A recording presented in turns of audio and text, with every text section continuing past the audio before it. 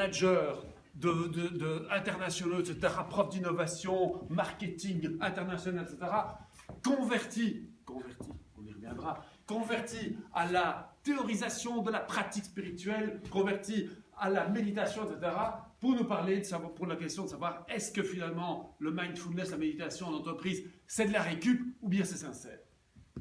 Tout commence très bien également, car notre premier orateur, Sébastien, très habilement nous dit combien il aime philosophie et management et combien il aime la Belgique, et du coup, on l'aime aussi. Alors, pour nous expliquer également que renaissance ou récupération, il y a une question de mouvement, de réconcilier l'action et le retour vers soi. Joli mouvement que je trouvais très agréable à suivre, avec des enjeux individuels, collectifs et sociétaux dont l'un entraîne l'autre en fait, pour aboutir à une action en conscience et une forme d'engagement. Mais attention, il y a 4 défis. Il y a 4 défis importants. Celui de ne pas oublier le reste de la tradition spirituelle. Hein. Il n'y a pas que la méditation, on l'a dit.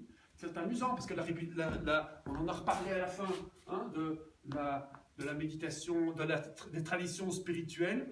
Hein, pour certains, la prétention laïque serait une sorte de supercherie, etc. Donc, en effet, d'autres traditions spirituelles, par exemple, s'exercer à penser qu'on est mort. Très intéressant, à faire tous les jours. Exactement.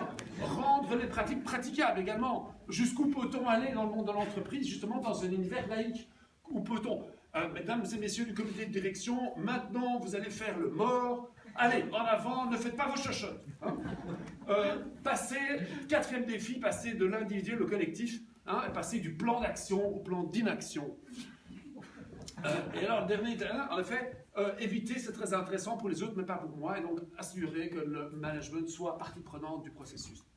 Et donc, les risques de récupération, oui, bien entendu, il y en a, mais il ne faut pas s'intéresser, c'est pas trop grave, parce que si on pose la question de l'intention, si on met la question sur la table, et qu'on en discute, celle du client, la mienne, on peut régler le problème. Et donc, il y a plein de choses intéressantes et plein de nouveaux concepts. Et donc, en effet, notre Sébastien termine en beauté avec des concepts explosifs. Il nous parle de monastère des temps modernes. Il nous parle de groupe de pairs pour dirigeants. Il nous parle aussi, ça c'est mon préféré, de closet méditateur. La prochaine fois que je cherche au bureau mon assistant, je sais où la trouver. Où est Paul? Dans l'armoire, je médite. Alors j'ai bien aimé les 3 sources sacrées. Là, je trouve ça très sympa ce que vous avez dit. La nature, l'art et les enfants. Bien d'accord. Et pour conclure, les moines, c'est la révolution. D'accord. Et donc, tout le monde était content. C'était bien parti, on avait un feu d'artifice pour terminer. Mais voilà, qu'intervient Xavier. Et il a tout gâché. Il nous a dit, arrêtez le délire. C'est évidemment de la récupération. N'essayez même pas de penser autre chose que ça. Vous vous racontez des histoires. La finalité de l'entreprise, c'est de faire de la performance. Et d'ailleurs, c'est très bien comme ça. Arrêtez de mélanger les gens. Il fallait dire qu'on s'en doutait. Parce que la façon dont il a succédé à Sébastien en disant nous sommes amis depuis tellement longtemps, des amis de 30 ans, etc. Et ça fait tellement plaisir. On sentait venir le coup fourré. On l'aime. Et donc, qu'est-ce qu'il nous explique? Alors là-dessus, il semble qu'il a créé un trouble. Et je pense qu'il est troublé aussi. Parce qu'il part dans un truc pour nous expliquer qu'il a des copions, mais qu'en fait, il va quand même les utiliser, même si c'est interdit. J'ai rien compris à son histoire. Il nous a parlé là-dessus. Il a enchaîné avec une vision d'une femme magnifique qu'il avait vue à la Défense, qui a manifestement causé ça, une sorte de conversion. Et il est parti. Et finalement, on est arrivé aux exercices spirituels. J'ai pas compris le lien. Cela dit, les exercices spirituels, c'était pas mal. Il nous a expliqué qu'il fallait travailler sur soi. La conscience sensitive, la confiance sensitive, hein, ça j'ai bien compris. J'ai faim, j'ai soif, c'est ce que j'ai senti à la fin du débat. D'accord? Minuit passé, récupération, renaissance, hein, etc.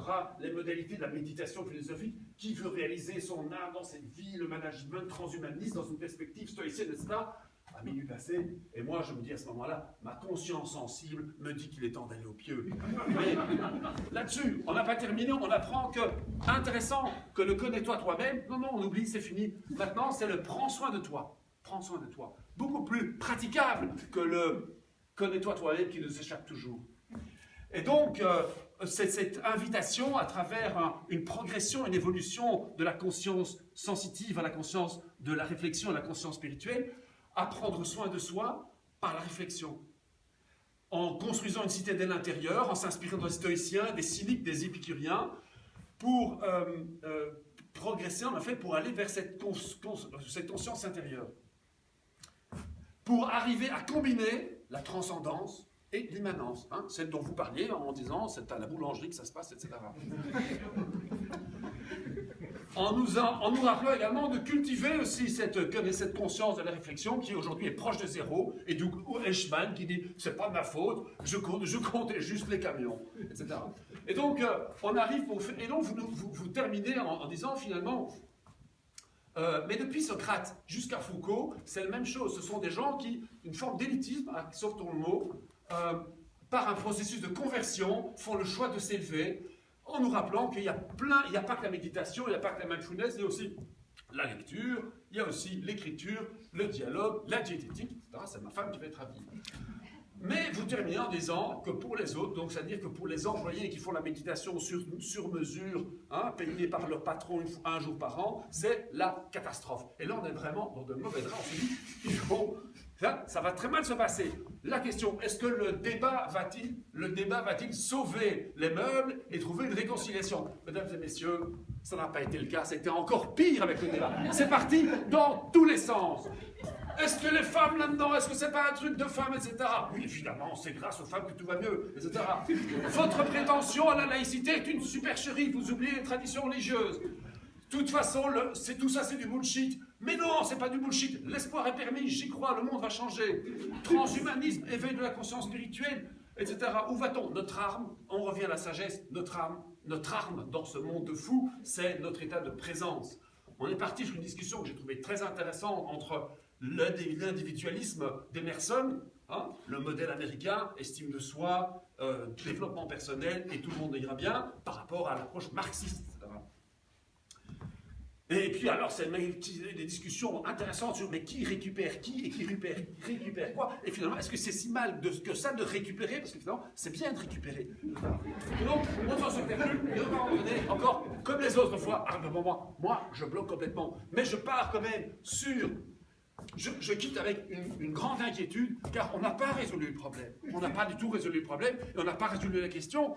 Et donc, mesdames et messieurs, je pense qu'il n'y a qu'une seule chose à faire, c'est de rentrer chez nous et de méditer pour nous calmer, pour digérer tout ça.